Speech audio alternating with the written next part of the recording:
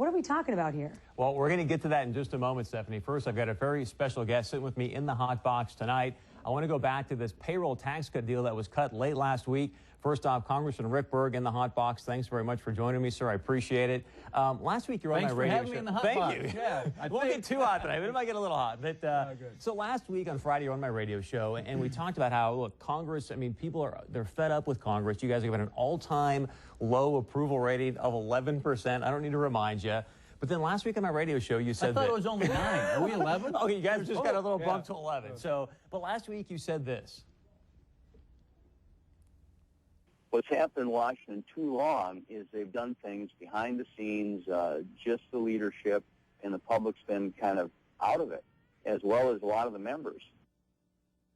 Question for you, and actually twofold. One is, what goes on behind these closed doors? What kind of horse trading is taking place? And two is, what makes these public servants think it's okay to forget about the American people? Well, I mean, that's one of the reasons I'm serving right now, because so much was done behind closed doors. I mean, you look at the president's health care bill. I mean, because that wasn't done out in the public view, there's all kinds of problems with it. What happened this last week, here's how it's supposed to work. Let me back up. In North Dakota, the House would pass a bill. It would go to the Senate. The Senate would take the bill up. They may change it, and then they would pass it.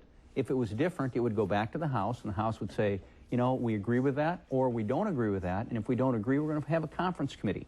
So they'd appoint people from the House, people from the Senate, they'd sit down, they'd work out their differences. But I mean, if these guys just making buddy-to-buddy handshake deals and saying, hey, I don't care about the American people anymore? Or? Well, that was the approach we took last week. That's the exact same approach like we would in North Dakota. What happened is the Senate didn't agree with our bill, so they passed a 60-day short-term stopgap thing, which is another problem, and they left.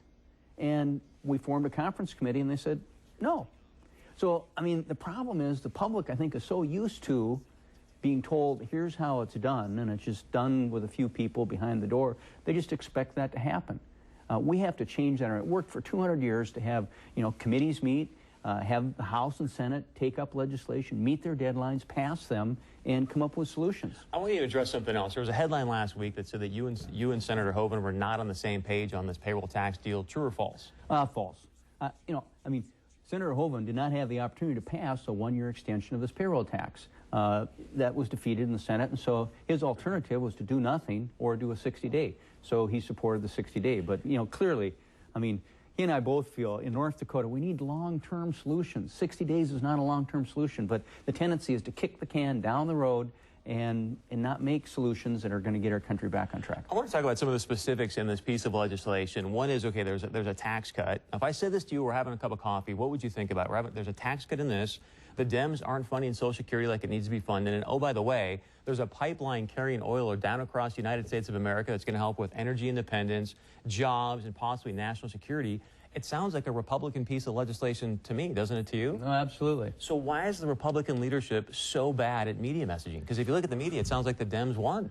Well, you know, again, I can't answer that. To me, we need to get back to the regular course. The public needs to understand, here's how we're going to do business in the future, and it's going to be messy. I mean, that's the way legislative process works, but you get good decisions. But, yeah, I'm disappointed that the way it was put together didn't seem like that was the way that people understood it. I want to talk about a piece of legislation that you've introduced called the REINS Act. I want to create some context first. Stephanie alluded to it. Right now, the average American today, I'm going to pull up this graph for you, the average American today is working 77 days to pay for federal regulations. The next one shows the incredible increase in the federal regulatory budgets.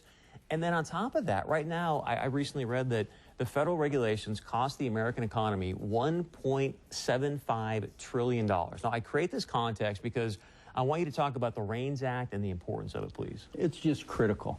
I mean, my mission was to bring what we're doing in North Dakota to Washington. And the REINS Act, it's like reining in a horse. What it says is a bill passes and an agency has a rule. And if it's a major rule that's going to cost over $100 million a year, $1 billion over 10 years, before it can be imposed on the public, the House and Senate would take an up and down vote on it. Makes sense. One check and balance. We passed that bill out of the House. It's sitting in the Senate with 28 other job-creating bills sitting there like cords of firewood sitting there waiting to be taken up. I hope they do. This is what we do in North Dakota. When we have a bill that passes, it goes to a department. It might be the health department, might be the ag department. They come up with rules. But before those rules are imposed, they go through administrative rules. And this committee says, well, this is common sense or not. And that's why North Dakota runs so well, I think, is because you have this check and balance between people that are writing the rules according to the letter of the law, but also that local common sense comes into play. And, you know, it's probably one of the top 2 pieces of legislation that I've seen that can transform America, get people back to work, and get trust in our federal government. Would ultimately the RAINS Act then rein in the EPA? Oh, absolutely. Because I want to play this for you. This is President Barack Obama on the campaign trail in 2008. Recently, there was this Mercury ruling with the EPA that's going to put a huge burden on coal plants across the country, raise everybody electricity rates. And you go, why would he do that? People are unemployed. There's the most people ever on food stamps right now. And yet, it's intentional. This is President Barack Obama back on the campaign trail in 2008. Of a cap-and-trade system, electricity rates would necessarily skyrocket. Even, you know, regardless of what I say about whether coal is good or bad, because I'm capping greenhouse gases, coal-powered plants, you know, natural gas, you name it, whatever the plants were, whatever the industry was, they would have to retrofit their operations. That will cost money. They will pass that money on to consumers. Comments? It's intentional. Yeah, well, I mean, this is why it's so hard to get our economy going. We need the exact opposite approach to energy. And we need domestic independence. And 85% of our energy right now comes from coal, oil, and gas. That's not going to go away overnight. And if you just jack up the price by regulation, which is, again, what's happening, that hurts business, it hurts job growth, and it creates this cloud of uncertainty over everything. I would be remiss if I didn't ask you about this. Let's talk about the U.S. Senate race coming up. Obviously, the Iowa caucuses are a week away. If you can just give us an update as to what's happened up to this point, and what are you looking at for the first quarter of 2012? Well, I mean, it's been exciting. I mean, what I enjoy about this campaign year is people are going to get more engaged and pay more attention to what's going on. There's a lot of people that are getting in the race, and this, quite frankly, is a critical period. I mean, the next year to 24 months are, you know, we have to get our country back on track. We have to do it quickly, and so this is going to be a key 10 months left. Congressman Berg, thanks for your time. I appreciate it. You got a lot of work coming your way.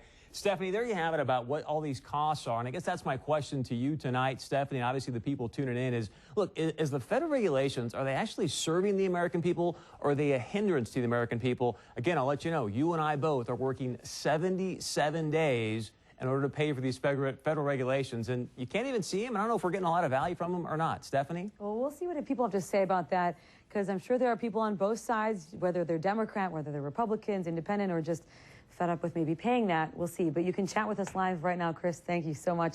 You can go to 6:30.